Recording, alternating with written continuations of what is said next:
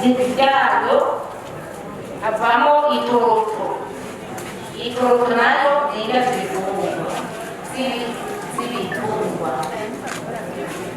Aya bayahinduye bayafungura kandi avamo amasoko ari ku bwenge aba yavuye mu mamesa. Turashaka rero ko atakintu na kimwe kigazi gitanga cyane kigira akamaro.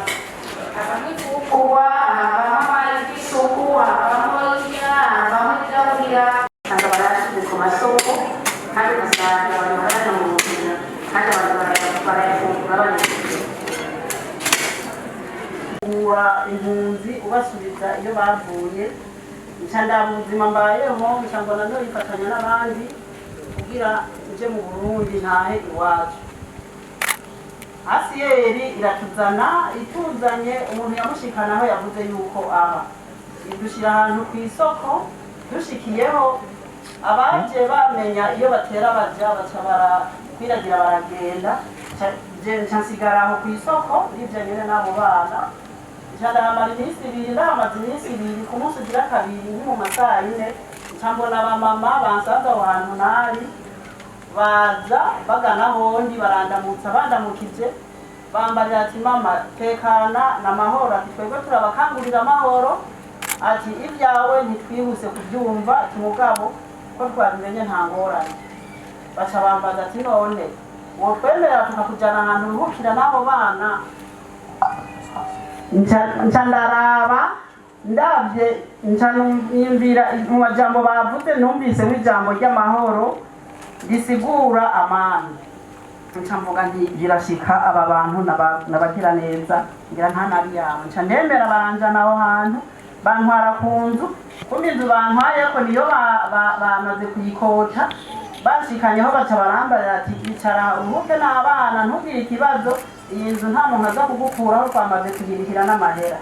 Baca bambarira ati ku munsi wa Mungu rero ati twe mubonye uku turi bake mugabo turabamama benshi ati ku munsi wa Mungu tuzotuma umuntu aze agutore tugushire aho hantu uzoze ubone ahantu abamama bakoranira bazoba bari. Haca haza abantu babiri ku munsi wa Mungu barampitana baca baranjana aho hantu usanga hari abamama benshi baranyakira neza. Asha yakira banyakiriye n'ukuri narumvise ku mutima curu nca ndanezerwa barambarira imigabo n'imigambi bafise yuko wari umugwi w'abakangurira amahoro mugabo baca baraba igikorwa bokora kiza kirabahuza baca bashinga umugambi wo kuziganya no kuguranana. Ati rero nabo twifuje yuko nawe woja muri twebwe aha umenye yuko wisanze ntugume wibona yuko uri wenyene nkuko babimbariye by'ukuri nasanze umenga nisanze. Nca mbandanya muri ivyo bikorwa barimwo banyerekeza ingene nogenza baca bambarira ntora ingurane gatora ingurane bambarira ko nogura agatungwa baranjana hari ku muntu yari afise ibibuguru barangurira ikibuguru ndagitunga kiratera imbere kirabyara ndadandaza ibibuguru sigarana zibiri. Baca bambarira ko notangura gukora umugambi wo kwiteza imbere nca ntangura kugura ibigazi nenga ndonka amahera nifashisha mu muryango kandi nkaronka nayo nziganya nazo. Nca mbandanya muri iyo migwi nasanze bakora igikorwa mu ishirahamwe cyo kwiteza imbere baraja mu bipande tukaja mu bipande tugakora igikorwa cyo gukora imikumuzo tugaca amangarara tukadandaza tukaronka amafaranga. Muri iyo minsi nyene baciye banjanira n'abana kubandikisha ku ishure kuko nahungutse mu k'umunani abanyeshuri bafungura mu k'icenda baca baramperekeza turandikisha abana baca babandanya kwiga ca tubandanya mu ubwo buryo dukora ivyo bikorwa tukiza rero nca niyumvira nti mugabo n'ukuru wumviriza ivyo abantu bavuga ntiyova hariya kuko tuje batubarira ngo tuje gupfa turi mu miduga bakatwereka ngo yogo mwebwe ngo tuje gukererwa nk'imbere mugabo nshitsi no habona uburyo banyakiriye n'ukuri baranyereka inyonge huma n'idahuma nasanze kumva ivyo abantu bavuga n'ubeshi n'ukuri abarundi n'abantu beza. Rero kaciye tubandanya muri ivyo bikorwa kugeza turashika ku ntambwe yuko abagira neza batwiyumvira ko baca baraduha zino ngabanwa twahora twengera ku mayezina y'abandi baca baduha zino ngabanwa ubu twengera iwacu. Ni ukuri turashima Imana yabavugiyemo bagira neza. Imana ihezagira ukuboko kose kwagoroye kugira kudufate mu mugongo twebwe abakenyezi baha mu Gashasha. Nkaba nshimira Imana mushobora byose iturungikiye umuvyeyi wacu mama mugira neza. Ni ukuri twahora tukubona ku mateleviziyo ntitwabasha kubonera amaso kuyandi. Imana yo mwijuru ihabwe icyubahiro. Turazi ko umugira neza kwama tubona ibyo ugirira benshi tukabibona ku mateleviziyo.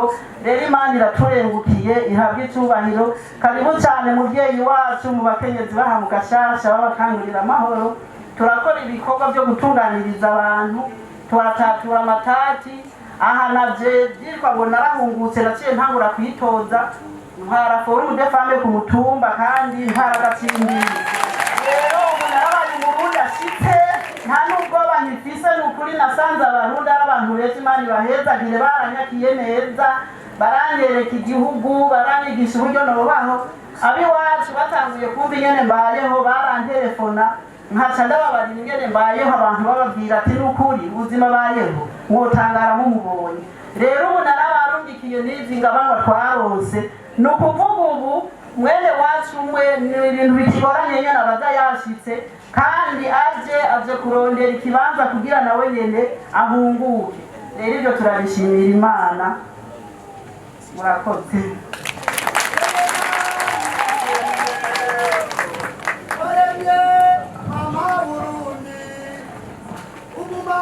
Mukomere amashyi murumva yuko ageze mu ntwaro